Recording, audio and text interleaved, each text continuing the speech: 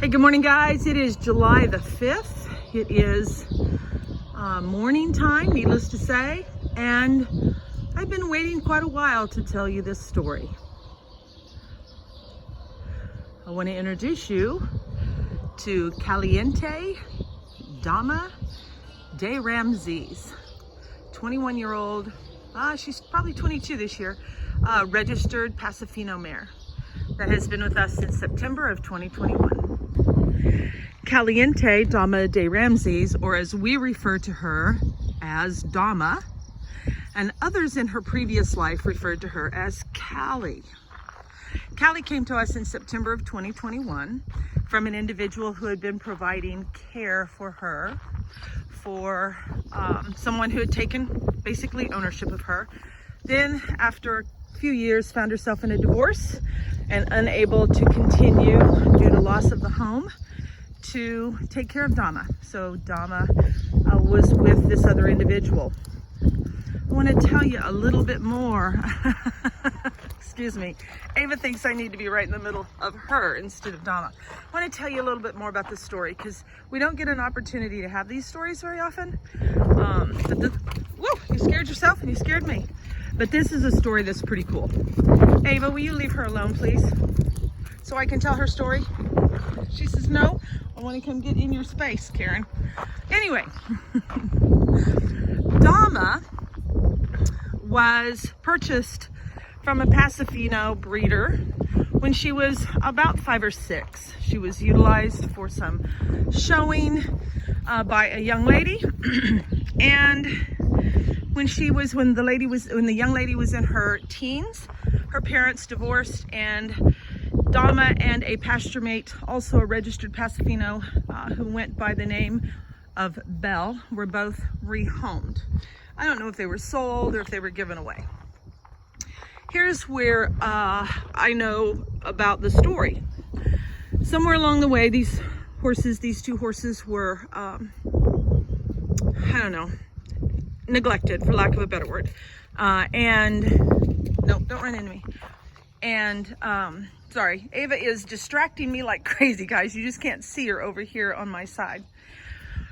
And during that period of time, Dama likely developed a metabolic disorder based on what we've been able to ascertain. She probably was on brome pasture, got fat, but regardless, she began having some issues. And the horses ended up being, as we've been told, abandoned, so to speak. This gentleman whose property the two horses were on reached out to a contact of mine and said, I have 2 horses here and they've been abandoned on my place and nobody's coming to see them for over 2 years. Would you like them? And my contact said, yeah, I'll come get them.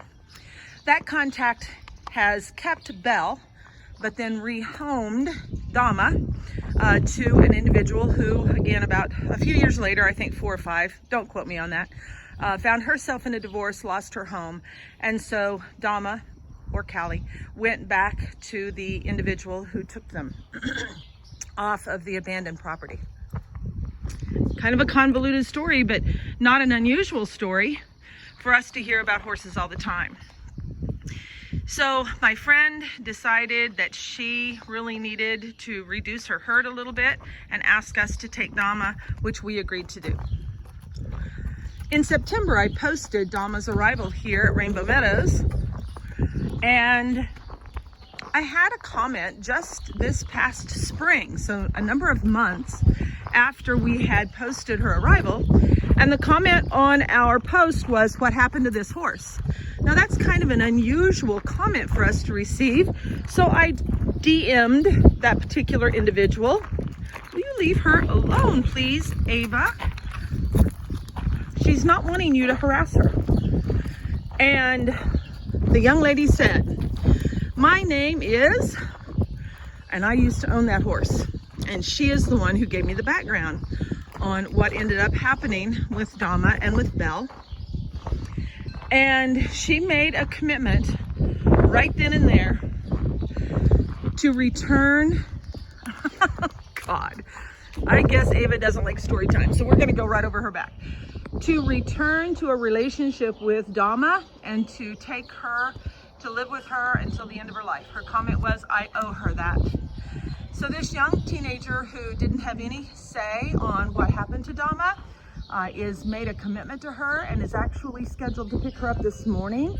Dama will travel to southern Texas, where this teenager currently lives, and Dama will at least be able to live out the rest of her life in a situation where she is loved and appreciated because of the history.